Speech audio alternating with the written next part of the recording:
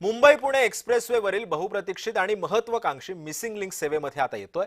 महाराष्ट्र दिनाचं औचित्य साधून मिसिंग लिंक सेवेमध्ये रुजू झालाय। या प्रकल्पामुळे आता मुंबई पुणे प्रवास अगदी जलद आणि सुखकर होणार आहे। तसंच घाटातील वाहतूक कोंडीतून सुद्धा प्रवाशांची सुटका होणार आहे। तसंच वेळ आणि इंधनाची सुद्धा बचत होणार आहे। या मिसिंग लिंकसाठी कोणतेही अतिरिक्त शुल्क घेण्यात येणार नाहीये। मात्र या मिसिंग लिंकच्या वैशिष्ट्यावर एक नजर टाकूयात ग्राफिक्सच्या माध्यमातून।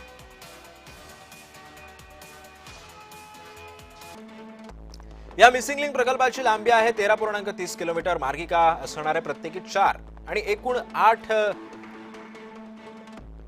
सेवा असणार आहे। तर खर्च आहे 6,695 कोटी रुपयांचा। तर कंत्राटदार आहे एफकॉन्स। 2 मोठमोठे पूल, 2 बोगद्यांचा समावेश सुद्धा या मिसिंग लिंक मध्ये असणार आहे।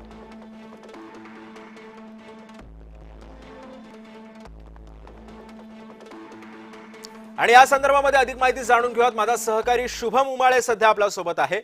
शुभम, जिथे मिसिंग लिंक चं लोकार्पण होणार आहे तिथेच तू आता आहेस। आपण पाहतोय की अतिशय महत्त्वाकांक्षी हा प्रकल्प राज्य सरकारचा होता। मुंबई आणि मुंबईहून पुण्याकडे जाणाऱ्या नागरिकांसाठी, प्रवाशांसाठी हा जो प्रकल्प आहे तो अतिशय महत्त्वाचा आहे। वेळेची बचत होते, इंधनाची बचत होते। साधारण किती वाजता या मार्गाचं उद्घाटन होणार आहे आणि सध्याचं वातावरण कसं आहे तिथलं?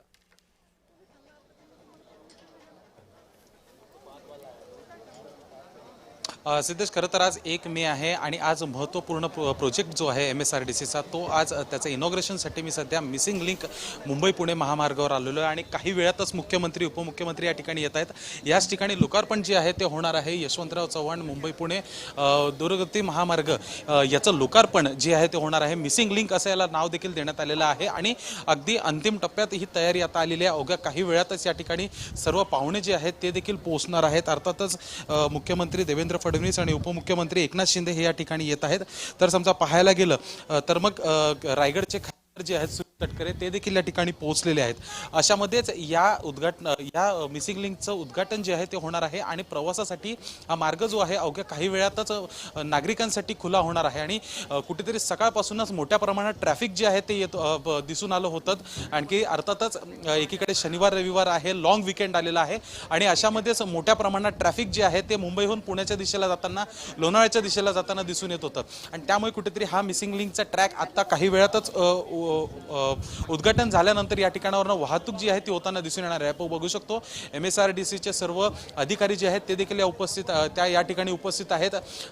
अनेक मोठे मान्यवर जे आहेत ते देखील उपस्थित आहेत।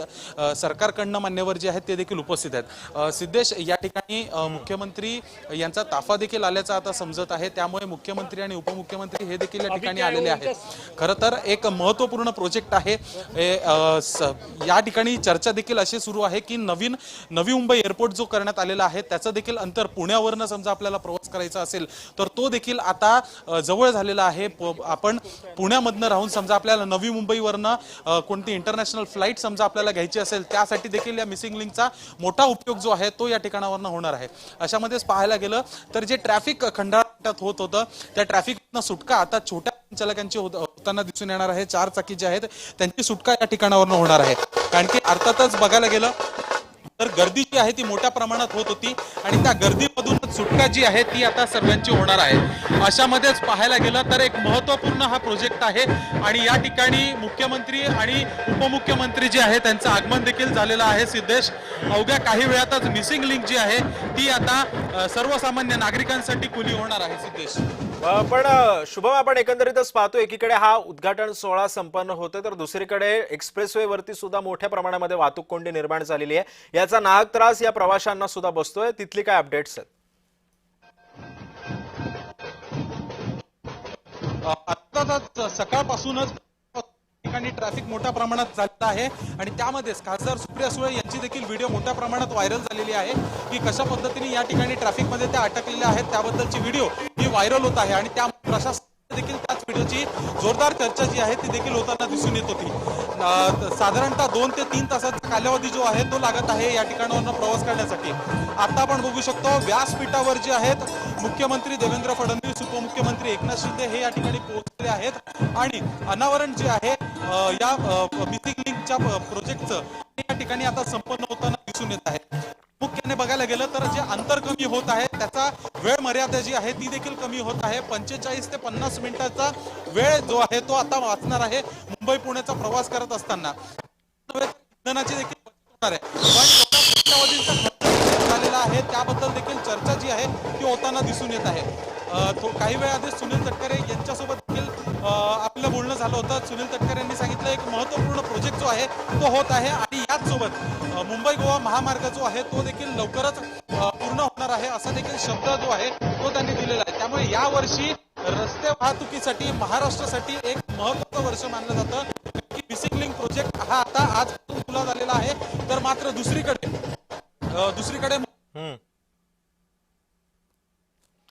खरं त्यामुळे एकंदरीतच आपण पाहतोय की हा मिसिंग लिंकचं उद्घाटन आता काही वेळापूर्वी मुख्यमंत्र्यांच्या हस्ते झालं. मुंबई पुणे द्रुतगती मार्गाला पूर्णतः ऍक्सेस कंट्रोल बनवणाऱ्या महत्वाकांक्षी प्रकल्प असलेला मिसिंग लिंक आजपासून प्रवाशांच्या सेवेमध्ये रुजू झालाय. आपण ही थेट दृश्य पाहतोय. मुख्यमंत्री देवेंद्र फडणवीसांच्या हस्ते थोड्याच वेळापूर्वी या प्रकल्पाचं उद्घाटन झालं. मुंबई पुणे मिसिंग लिंक प्रकल्पाचं काम आता अखेर पूर्ण झालेलं आहे आणि या प्रकल्पामुळे घाटातील वाहतूक कोंडी मोठ्या प्रमाणावरती कमी होऊन प्रवास अधिकच वेगवान आणि सुरक्षित सुद्धा होणार आहे. मुंबई पुणे मिसिंग लिंक प्रकल्पामुळे नागरिकांशी सुद्धा घाटातील वाहतूक कोंडीतून मुक्तता होऊन जलद दळणवळणामुळे अर्थव्यवस्थेला सुद्धा या चालना मिळणार आहे. 10.5 किलोमीटर लांबीच्या या प्रकल्पामध्ये 2 भव्य बोगदे सुद्धा असणार आहेत आणि सोबतच उंच वायाडक्ट आणि टायगर व्हॅलीद्वारे सुमारे 182 मीटर उंच केबल स्टेड पूल उभारण्यात आलेला आहे. सोबतच सुमारे 23.75 मीटर रुंद बोगदा हा जगातील सर्वात रुंद बोगद्यांपैकी एक मानला सुद्धा जातोय. 70 किलोमीटर प्रतितास वेगानं वाहणारे वारे आणि मुसळधार पाऊस आणि कठीण भौगोलिक परिस्थितीमध्ये सुद्धा हा प्रकल्प यशस्वीरित्या पूर्ण करण्यात आलाय.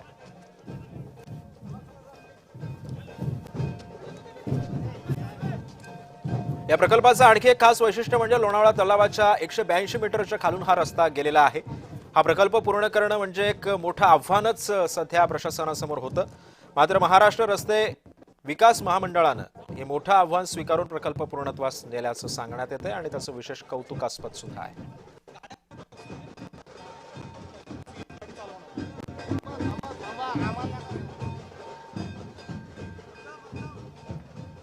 मी आहे सोबतच आहे.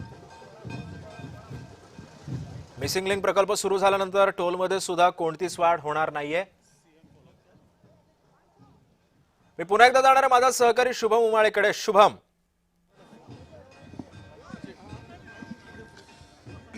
सिद्धेश, आपण बघू शकतो या ठिकाणी मिसिंग लिंकचं उद्घाटन झालेलं आहे आणि अशामध्येच आता महाराष्ट्र राज्याचे मुख्यमंत्री देवेंद्र फडणवीस हे स्वतः मिसिंग लिंकचा सेल्फ ड्राईव्ह करत जो आहे तो दौरा घेणार आहे. थेट दृश्य बघू शकतो आणि त्यांच्यासोबत उपमुख्यमंत्री एकनाथ शिंदे हे देखील गाडीमध्ये बसलेले आहेत. स्वतः गेअर जो आहे, स्वतः ग्रिप जी आहे, स्टेअरिंग व्हील जी आहे ते मुख्यमंत्री यांच्या हातात आहे आणि अर्थातच सर्व जे प्रमुख पाहुणे या ठिकाणी आलेले आहेत ते थेट मिसिंग लिंकचा दौरा करण्यासाठी आता या ठिकाणावरनं रवाना होताना आपल्याला दिसून येणार आहेत. बघू शकतो मुख्यमंत्री देवेंद्र फडणवीस हे या ठिकाणी बसलेले आहेत. सीएम साहेब कसं वाटतं?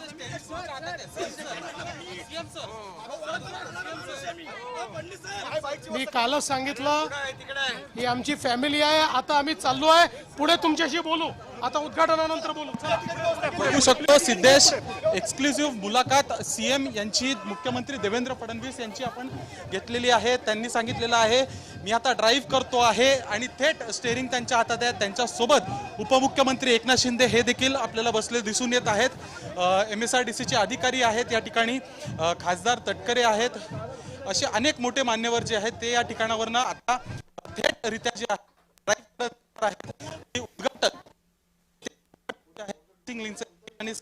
आपण पाहतोय की आता सध्या मुख्यमंत्री देवेंद्र फडणवीस सध्या स्वतः ड्राईव्ह करत या मिसिंग लिंक प्रकल्पाची पाहणी करणार आहेत. उद्घाटन सुद्धा झालेलं आहे.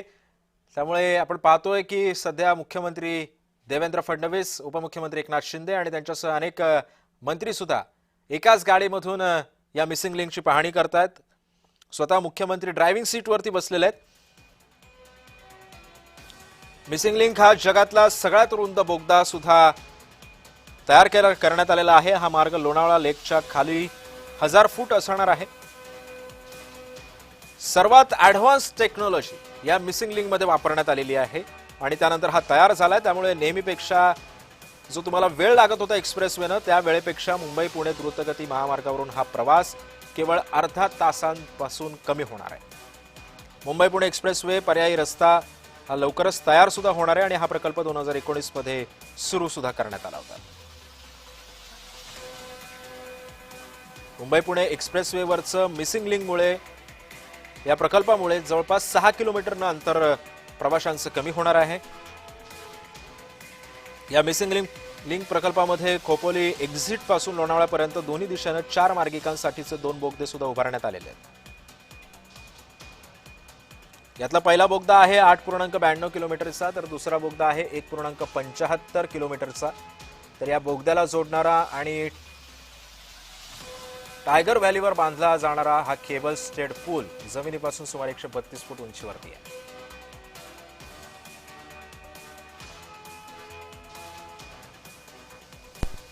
मी पुन्हा एकदा जाणार आहे माझा सहकारी शुभम उमाळेकडे. शुभम, आता सध्या मुख्यमंत्री या मिसिंग लिंकची पाहणी करतायत, मात्र जो बोगदा आहे तो सर्वाधिक मोठा बोगदा आहे अशी सुद्धा ओळख या मिसिंग लिंकची आहे. मात्र सर्वात ऍडव्हान्स टेक्नॉलॉजी वापरून हा मिसिंग लिंक तयार करण्यात आलेला आहे. काय माहिती आहे? सिद्धेश, बघू शकतो मुख्यमंत्री हे आता मिसिंग लिंकचा दौरा करण्यासाठी रवाना झालेले आहेत. संपूर्ण जे मंत्री या ठिकाणी आले होते ते देखील त्यांच्या सोबत आहेत. एक महत्त्वपूर्ण प्रकल्प जो आहे तो हा मानला जातो. बघू शकतो त्यांचा ताफा आत्ताच या ठिकाणावरून रवाना झालेला आहे.